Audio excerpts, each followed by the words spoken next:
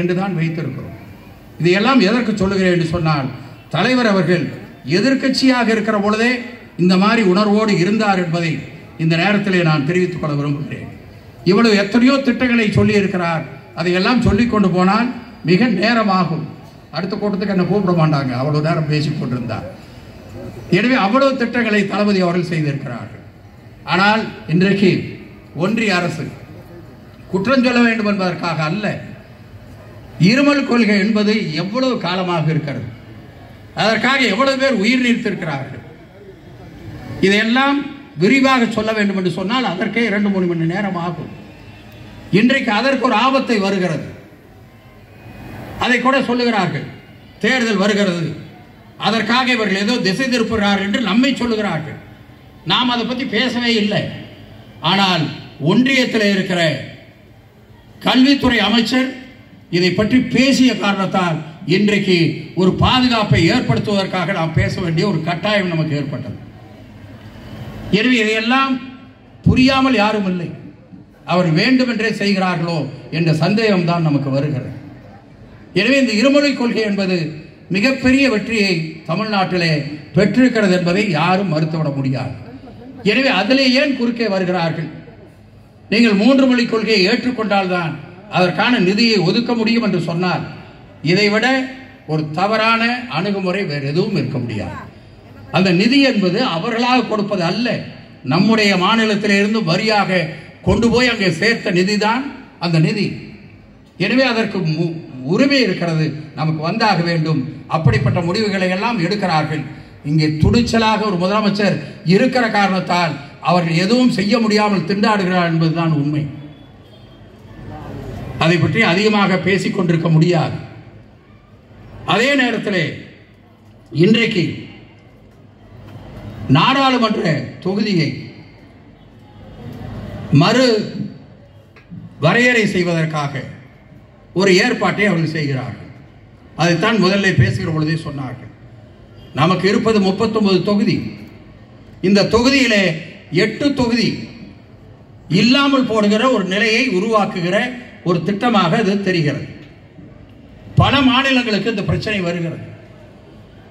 8 தொகுதி இல்லாமல் போனால் நம்முடைய நண்பர்களுக்கு எம்பி பதவி கிடைக்காது என்பதற்காக அல்ல, நாடாளுமன்றத்தில் நாம் போராடுகிற சக்தியை இழந்து விடுகிறோம்.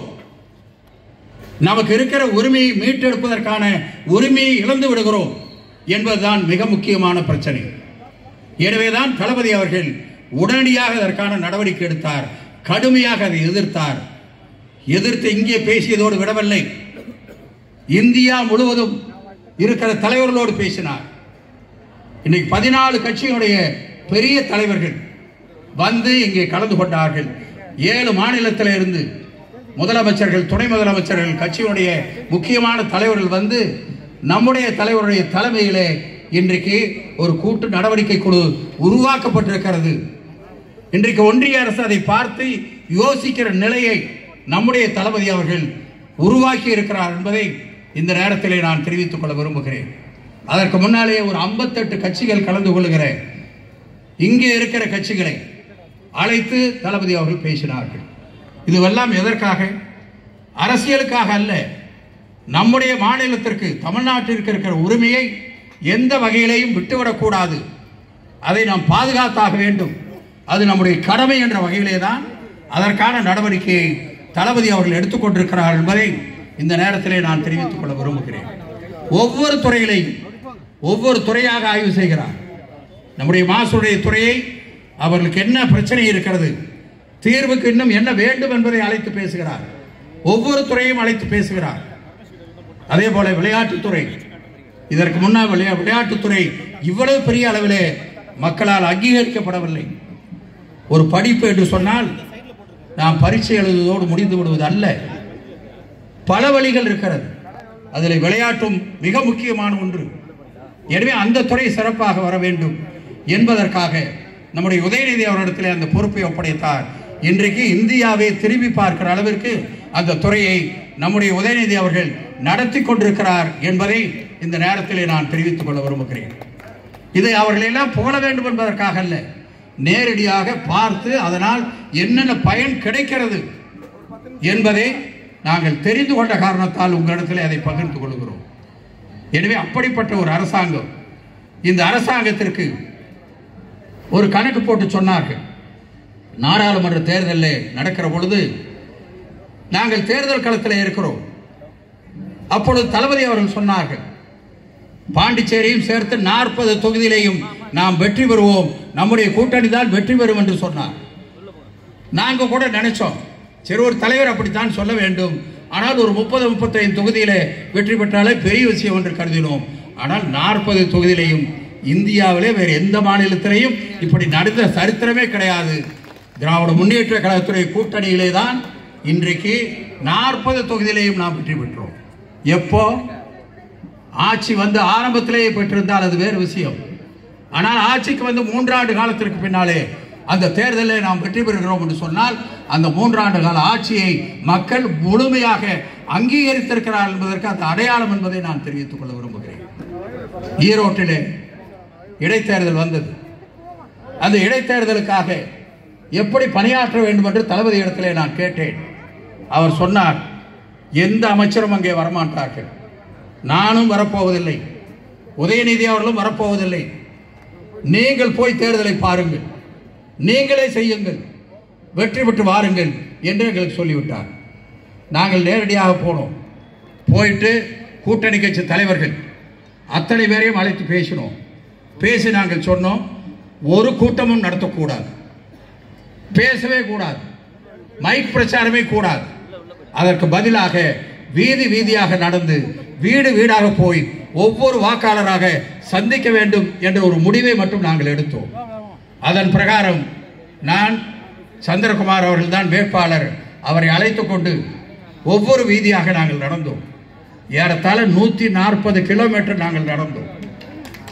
அந்த 140 கிலோமீட்டரை தாய்மார்கள், பெரியவர்கள், ஏறத்தாழ 1 லட்சத்திற்கு மேற்பட்டவர்களை நேரடியாக நாங்கள் சந்தித்தோம். அப்படி சந்திக்கிற பொழுது நம்முடைய ஆட்சி வந்து ஏறத்தாழ 4.5 ஆண்டு காலத்திற்கு பின்னாலே, 3.5 ஆண்டு காலத்திற்கு பின்னாலே நாம் சந்திக்கிற பொழுது எவ்வளவு பிரச்சனைகளை அவர் சொல்ல வேண்டியிருக்கும். ஆனால் எங்களிடத்தில் எந்த பிரச்சனையும் அவர் சொல்லவில்லை. எனவே அந்த அளவிற்கு திட்டங்களை தளபதி அவர் கொண்டு வருகிறார். சமீபத்தில் ஈரோடு வந்தார். வருகிற பொழுது கோவையில இருந்து வந்தார். 36 கிலோமீட்டர் எங்களுடைய எல்லையை ஆரம்பித்து அவருடைய நிகழ்ச்சி வரை 36 கிலோமீட்டர். இந்த 36 கிலோமீட்டரும் அந்த மக்கள் கூடி நின்றார்கள், லட்சக்கணக்கான பேர் நின்றார்கள். ஏறத்தாழ 36 கிலோமீட்டரிலே 10 கிலோமீட்டர் அவர் நடந்துதான் வந்தார் என்பதை இந்த நேரத்தில் நான் தெரிவித்துக் கொள்ள விரும்புகிறேன். எனவே இந்த மக்கள் அவ்வளவு அக்கறையோடு இருக்கிறார்கள், குறிப்பாக தாய்மார்கள். இதையெல்லாம் நான் சொல்லுவதற்கு காரணம், நம்முடைய சகோதரர்கள் இன்னும் கூடுதலாக நாம் என்னென்ன செய்ய வேண்டும், தளபதி அவர்கள் எவ்வளவு நினைக்கிறார், அதற்காக எவ்வளவு உழைக்கிறார். ஒவ்வொரு மாவட்டத்திற்கும் ஆய்வுக்காக போகிறார். அதே போல உதயநிதி அவர்கள், அதே போல நம்முடைய துரைமுருகன் அவர்கள், இப்படி எல்லோரும் அதற்காக பாடுபடுகிறார்கள். எனவே நாம் மிகச்சிறப்பாக தொடர்ந்து பணியாற்ற வேண்டும். உங்களுடைய மாவட்டத்தை பொறுத்தவரை, உங்களுடைய தொகுதியை பொறுத்தவரை மிக அருமையாக இருக்கிறது, எங்களுக்கு பாடமாக இது நடந்து கொண்டிருக்கிறது என்று கருதுகிறேன்.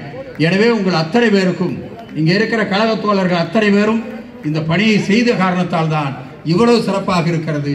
எனவே அத்தனை பேருக்கும் என்னுடைய வாழ்த்துக்களையும், நீங்கள் எங்களுக்கு நடத்திய பாடத்திற்காக நன்றியும் தெரிவித்து இந்த வாய்ப்பிற்கு நன்றியை சொல்லி விடைபெறுகிறேன். நன்றி, வணக்கம். இருக்கலே உட்காருங்க, அங்கேயே வந்து சேரும் பொருள், அதனால கொஞ்சம் அமைதியா இருங்க.